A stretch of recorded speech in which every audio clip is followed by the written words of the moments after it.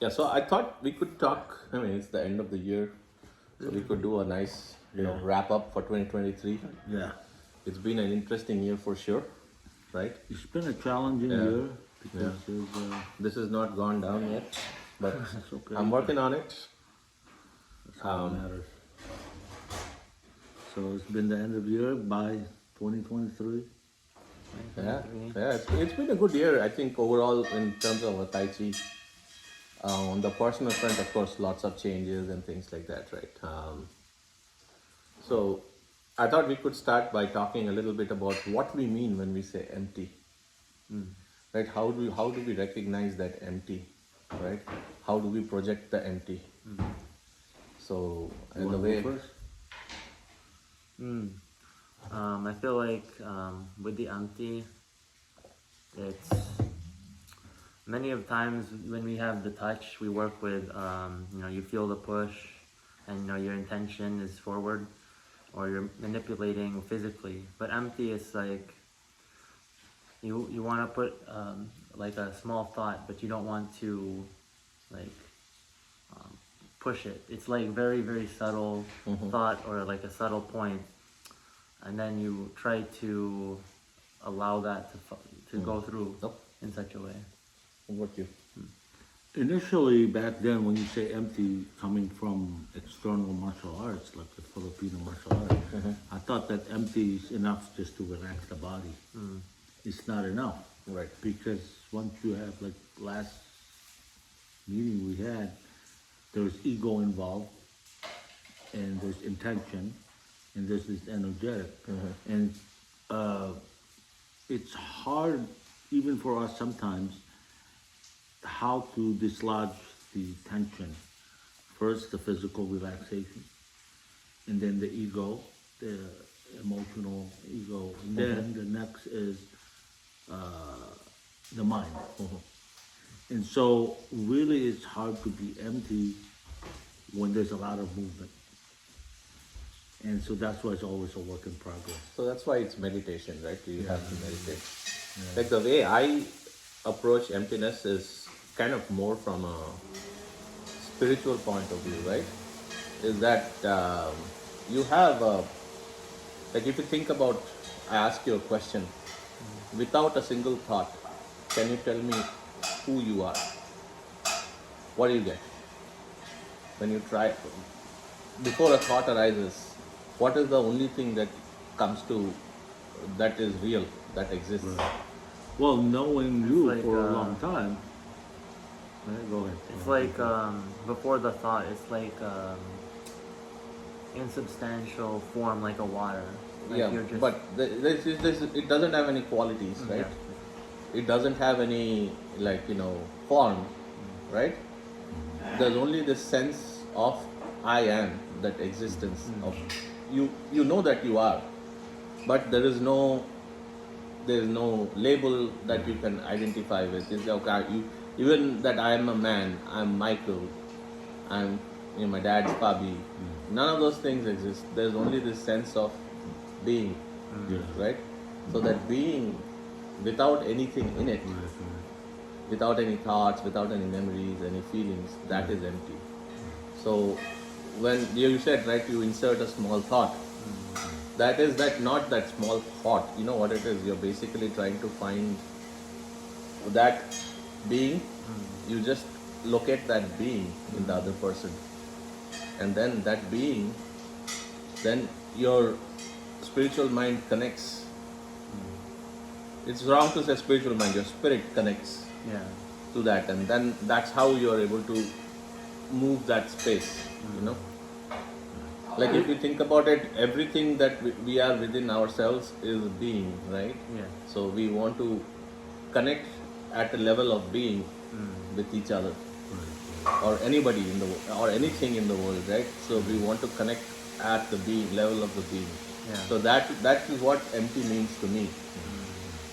And so that, again, like initially it was like, oh, you have to relax, and like let go of tensions and physical strength and all that. That's all part of it. That's all good, right? It becomes like the emptiness is a relative It's a thing, layer right? by layer, layer by layer, kind of it's a process of letting go, right? So you let go of your physical stress and all the different things that are happening inside your body. Then you let go of your identity. Then you let go of your feelings, your thoughts, and you strip away little by little till only the core of your existence, that's your true nature or being that exists, that is empty always, because that's just awareness, right? So I think we had talked about it in one of our previous things, is when you're doing the form, if you're doing it right, you can be doing the form for 1 hour and it feels like no time has elapsed. So that means that you're right there. That they talk about being present, right? What does it mean?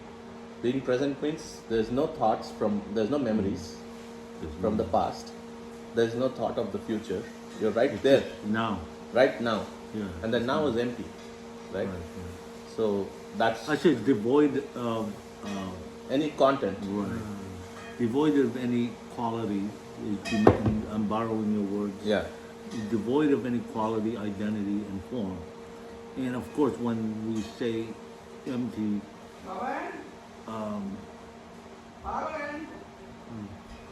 Keep talking. So that. when we say devoid of anything, meaning there's a relative term, like for example in a martial art, the first thing you do is empty physical. And even that is hard enough, Yeah. because if you're trained in any kind of modality of art, whether it's karate, Wing Chun, Filipino arts, you have an ingrained tension, Yeah. you know. So we were talking about relativeness of emptiness, because coming from we have different backgrounds. It's hard for us to gradually shed the muscle memory from movement and all that. So even if we are empty inside, but we're physically not empty, it's not gonna work, or vice versa. Yeah, no, the thing is like if we are able to connect to that the being, right?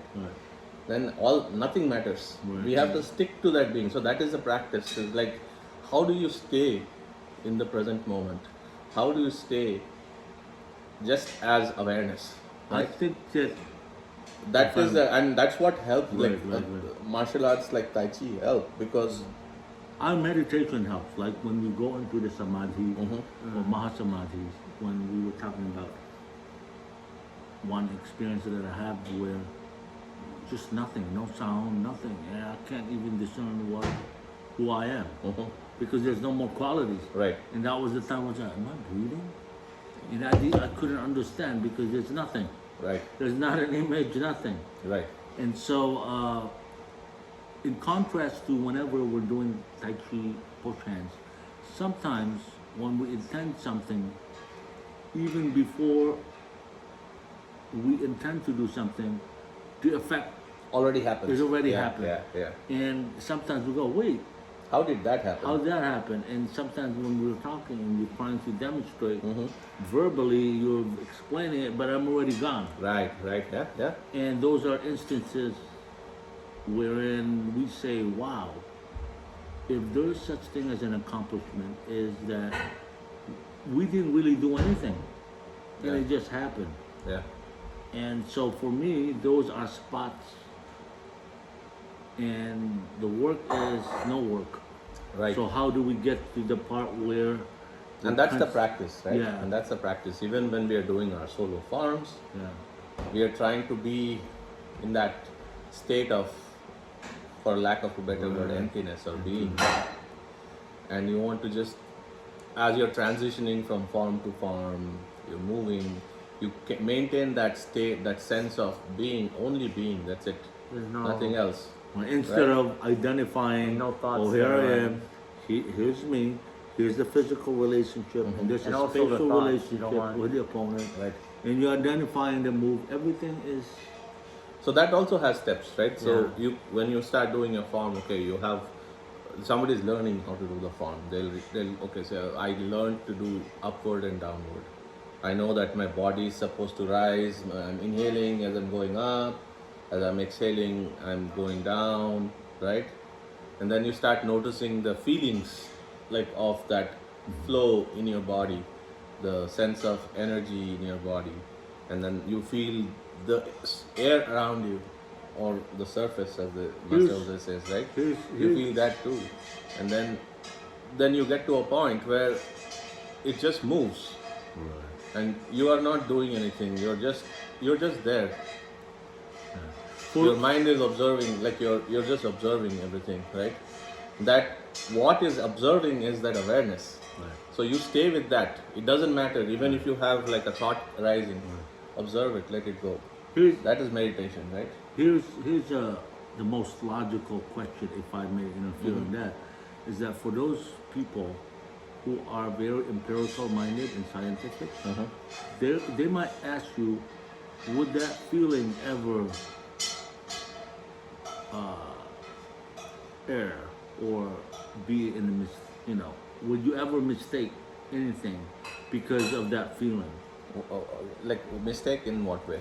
Because I've encountered some people, I'm not going to name anybody, it says, wait a minute, based on your feeling alone, how can you trust that's the real feeling?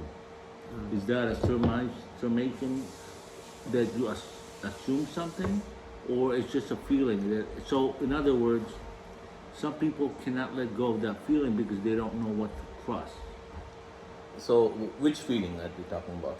Well, you brought up that, for example, when you're doing the up and down form, right? And then there's feeling of that expansion, and then it contracts, and then there's, That's so always going to be there. Right. What I'm So you don't have to let go of it. You just remember that you are not that feeling. Right.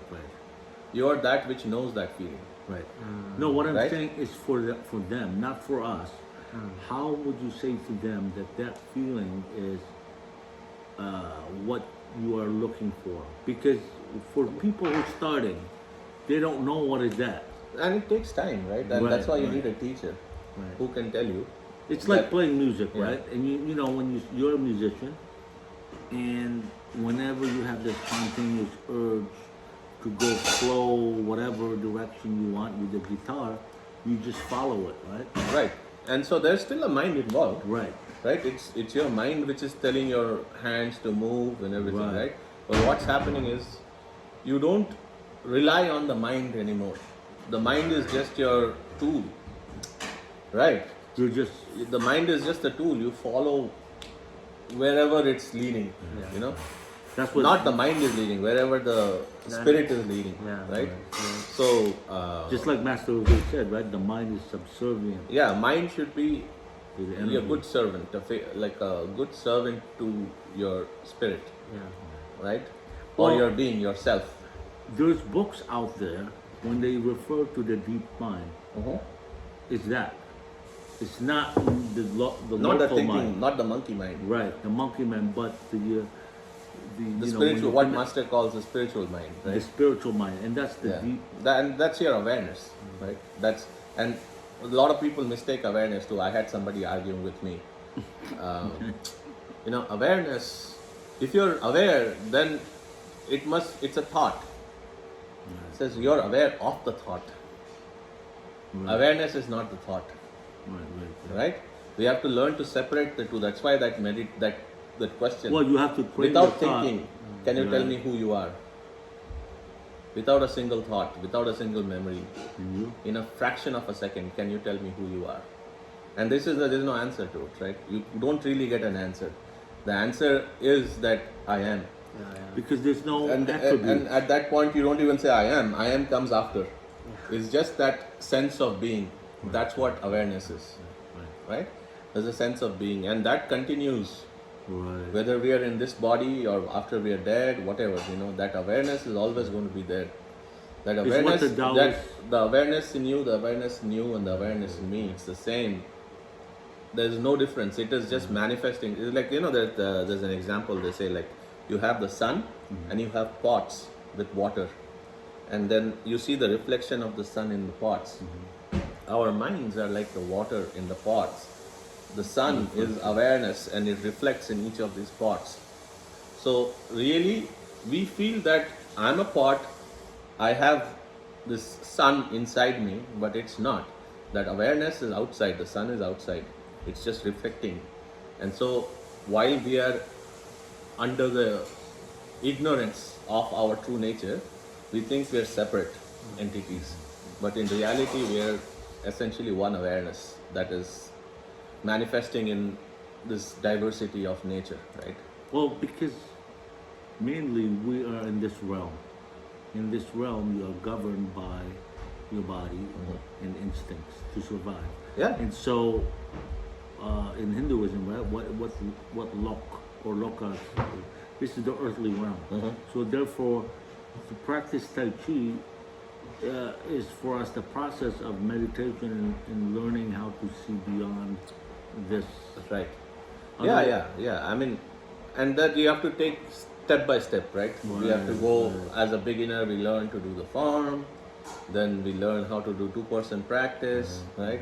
And then little by little, it takes many years because of that, because of our stubborn, because of our stubborn conditioning, right? We all, yeah, exactly. That's what you try to overcome in like meditation or Tai Chi or yoga, is that And many of our viewers who were constantly following us, and I noticed they were asking the question of like, what is the surface, right? You know, the surface and the awareness of that surface.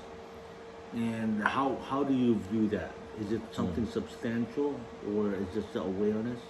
it's just awareness. Okay. It's just the awareness. For me, it all boils down to awareness, you know. And that's how I approach it.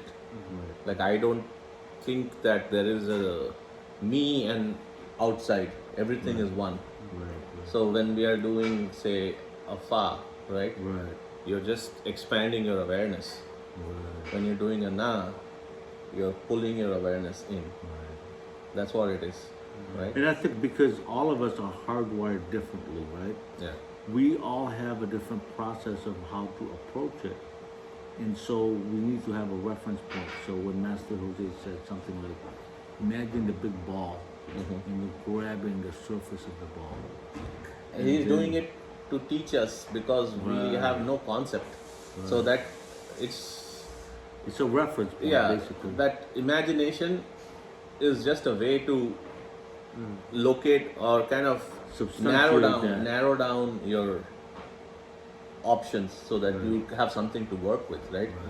Say, you know, so there's and that's actually the reason why, like in the Hindu tradition, right, you have deities. Because if you think about God as this abstract, omnipotent, omnipresent, omniscient being, there is no, like, you know, some traditions they'll say there is God doesn't have any form. They'll say don't worship No active- idols, yeah. right? But how do you go to that? You need something to kind of focus your attention on. So that's That's why what the I think form is there to focus your attention on.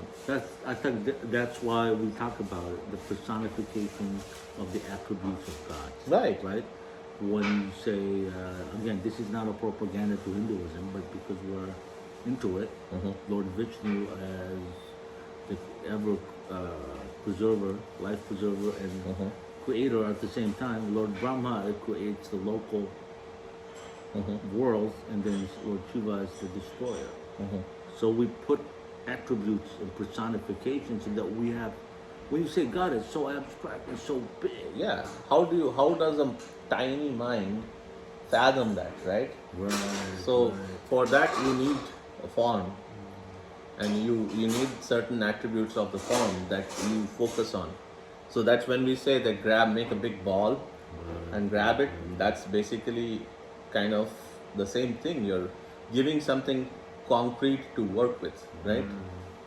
Well, as I mentioned to Michael, we have martial arts or faith, right? In the Hindu, it doesn't matter whether you're going to Hanuman or devotee of Hanuman, Lord Hanuman, it leads you to Lord Ram and Sita. And Lord Ram, Sita, it leads you to Vishnu. Vishnu And Lakshmi. and Yeah, Lakshmi, yeah, same thing. yeah. So it doesn't matter.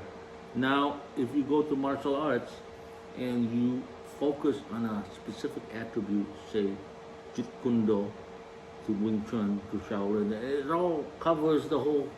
They are just avenues, right? Yeah. The paths. It all So leads you to the follow, same source. you follow the paths till you get to the source. Then you can drop the path. Yeah. Then you know the source. When you know the source, you know that it's already with you all the time, right? So then you don't need to think about and conceptualize and stuff.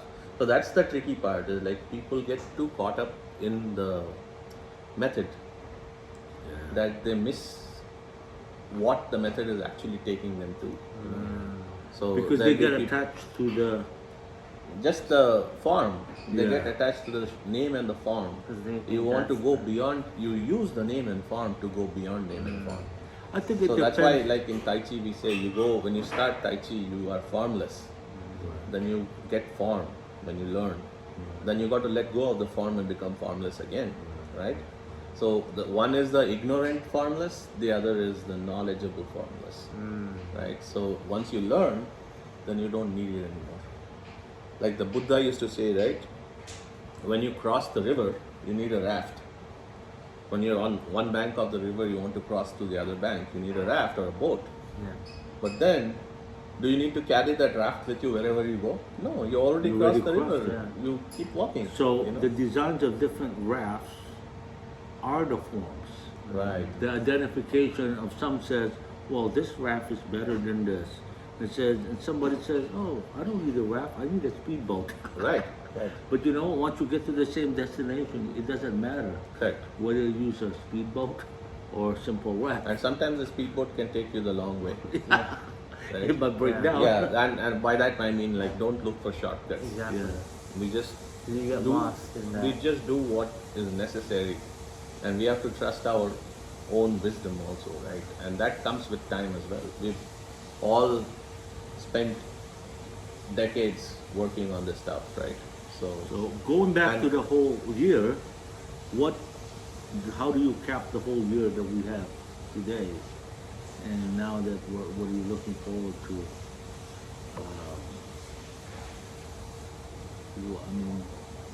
Like today, I've learned a lot, and I'm still learning, right? But we discussed before about the notion of the average student, but sometimes there's a false humility thing where it's good to be an average student, but it's okay to claim something also. That once you've learned something, then you take out all the formalities and niceties and all that. But for me, the humbling experience is I've been doing this for a long time, and yet I go back like this. Oh, I learn it, and then I understood it, and then I go back again, and go back. But hopefully, it goes in higher and higher and higher and higher. yeah, that's still the have the cycle, same- right? You have to keep going through the cycle of refinement, Right. right? So like in Tai Chi, you learn the form, then you get really good at it, then you realize that the physical is not the only thing, right? Then you want the power, right? So you start kind of figuring out how the power works. Then from the power, you go towards the spirit, and you develop the spirit. And then from spirit, you go to emptiness, and you stay with that emptiness. And then you bring it all back together, so then the form becomes, the physical is also empty, the power is also empty, the spirit is also empty, and of course empty is empty, right? So there are so many analogies like in the non-dual traditions, right? So you say you have the waking, dreaming, deep sleep, right? Everybody goes through this every day. You awake, you're doing things in the world. You lie down in the night, you have dreams, and you're doing stuff, dream stuff in the dream world. Then you go into this blankness of deep sleep, right? But underneath all of that is awareness itself. And you don't know that initially. You think, oh, I'm waking, it's a separate state, dreaming is a separate state, deep sleep, you don't know. Yeah. You just wake up again the next morning, right? But then once you have the awareness part of it become clear that who am I, you know, then you are aware through of being awareness in waking, you're aware of being awareness in dreaming, you're aware of being awareness in deep sleep. Isn't that what they call also following the Dharma? Yeah. Where So, then you get caught up with the so attachment. correct. And then you realize that that awareness continues through everything, right? So then you don't rely on the waking, dreaming, deep sleep anymore. You know that you're awareness, right? So that realization happens. Then it's a refinement. Like, how do you keep that awareness as you're walking in your daily life through the ups and downs in your life? That's How like- do you keep that awareness whether you have a good dream or a nightmare? How do you keep that awareness? You don't have to do anything to keep the awareness in deep sleep. It was always there, right? It's like when you brought up the analogy of crossing the river, right? Once you cross the river, you're no longer concerned so much of whether you're using the raft or the speedboat, because it gets you there anyway, Yeah. no matter what. But the attachment to that is your pitfall, right? I mean, Yeah, and the thing is like, okay, so the attachment to the raft is your pitfall, yes, because you're unnecessarily carrying this heavy weight around everywhere, right? So our mind, our thoughts, our emotions, our feelings, they are also like that raft, you know. They serve a purpose, but beyond a point, they become a burden. So you have to let go. And like I used to always wonder, like when I was learning from George initially, he would say, "Just let go, Dwight. Just let go." I was like, "How do I let go?" You just let go. But how do I do it? You just let go. And I used to get really frustrated because I didn't understand, because I was looking for a technique for letting go, right? So how do I let go? So let's say I have this in my hand, right? It's a coaster, right? How do I let go? That's all I let go, right? Same thing with everything. How do you let go of your thoughts? Let it go. Why you want to hold on to it? How do you let go of your emotions? Let it go. well, the Right? thing is here, when people hold on to this becomes their vest to protect them. Yeah. They It think also that's becomes them. their weapon. So what happens is they have a false Sense of belief, security. Yeah, exactly. That, oh, without this, I'm nothing. helpless. I'm nothing. So I can't throw this away. This knowledge, this tool, whatever. Right. And so now that you learn a methodology in Tai Chi, and it got you so far, and now you said, okay, what's next? I met Master Jose. Yeah, and the thing is, okay, so this one, when we let it go, it falls, right? Right. But the other stuff, like the internal stuff, your thoughts, your knowledge, your methods, they don't go away. You just don't have to hold on to them. A great They're always example. there. They're always there for you, right? Well, a great example is your previous background in karate, and I did FMA. Filipino martial arts. All those will never go away Right. because I recall what Master Jose said. Tai Chi, no matter how high or how low, it's nevertheless Tai Chi. Yeah. So, what you previously thought as low-level Tai Chi is still Tai Chi. Yeah, You can build on it. Yeah, exactly. It's a foundation, right? Yeah. So you don't have to you don't have to give up your foundation in order to go higher. You need the foundation so that you can build the building which goes higher and higher and higher, right? So It's like chopping onions, right? You know how some of the chefs will go, yeah, I say, oh, I'm a good chef now. right. But what can you do with the onion? What can you exactly? Right? Yeah, no, and that's the thing. I mean, letting go is another aspect that we have. So I'll tell you, like in my 2023, that letting go has been a big part of my journey. You guys know, I've had some health issues and some other issues in my personal life, and if I did not have that, the backing of that, or the realization of being awareness, it would have been very devastating, right? And so I realized that that's you have to let go, Like certain things happen in your life, you let go.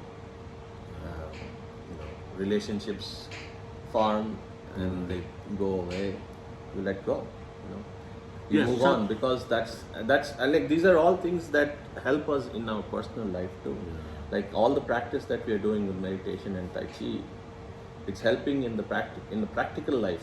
They ask, what is the practical benefit of Tai Chi? Can you fight in a cage? Maybe.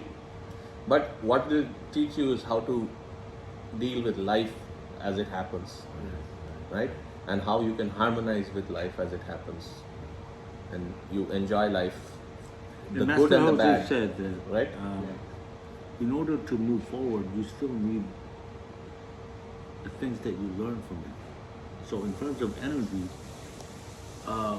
even the Tai Chi is good for the spiritual thing that you would need as you go forward. Oh yeah, yeah. The Jing that we develop. The power, yeah, Power and the is- spirit. So like, and that's another meditation that we do, right? Where we are compressing the spirit as well into our central channel, because the spirit, you have to make it stronger. You have to kind of make it more coherent and strong, right? So we are doing that. So when you're doing like a prayer hands meditation, you're not only compressing the chi, you're condensing the jing into the bone marrow, right?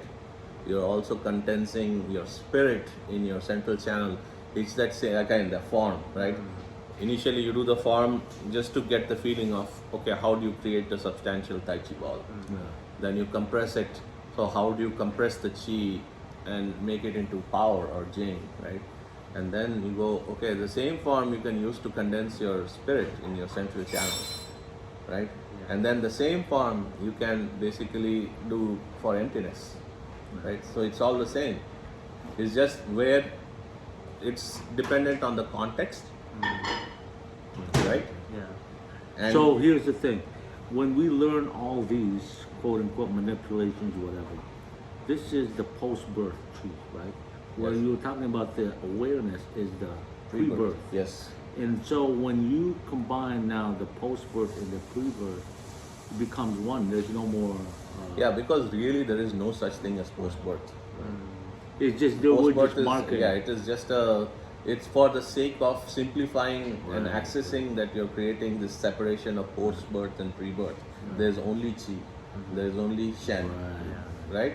That Yuan Chi or Yuan Shen, Non-dual. or Yuan Jing, right? Right. If you look at it, they're not different. Yuan Jing, Yuan Chi, Yuan Shen is the same thing, Yeah. right? Right. So we're And it's using what the- is it? It's a manifestation of Tao, Yeah. right? So- Because that's a popular term for people who study Tai Chi. And Taoism, the academics of Taoism, and they bombard you with terminology such as pre-birth Chi and post-birth. So it might confuse you, but you already know it. Yeah. But for those viewers who are like, what the heck is that? So as you know, pre-birth Chi is something you're born with already. yeah. It's you're the I am. Yeah, the I am is you, right? Yeah. Yeah. It's not something you can add on. It's already there. You can slap anything about it. You already have it. So where Anything more is basically just a trapping, right? yeah.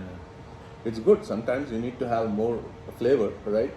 But as long as you realize that This we is are not the we real. are the essence. We are not. Yeah. Our true nature is that awareness, right? The beingness. Yeah. So in Hinduism, we'll say Satchidananda, right? Sat, Chit, Ananda. Sat means existence or being. Chit means awareness. And Ananda is the joy of being and aware. They're together, right? The three of them are one. So, Hari Om Tat Sat. Hari Om Tat Sat. Yeah, I think this is good, right? It's good. It's good. So for We those who are kept watching, wish you a very happy and prosperous 2024. Hope to see you on the other side of 2023, that is 2024, coming up shortly. And there's no boundary there. Yeah, It's always now. yeah, it's always now. Yeah, Yeah. it's now o'clock. Now. All right. Happy New Year. Happy New Year. You know, you're All right, man. Happy New Year.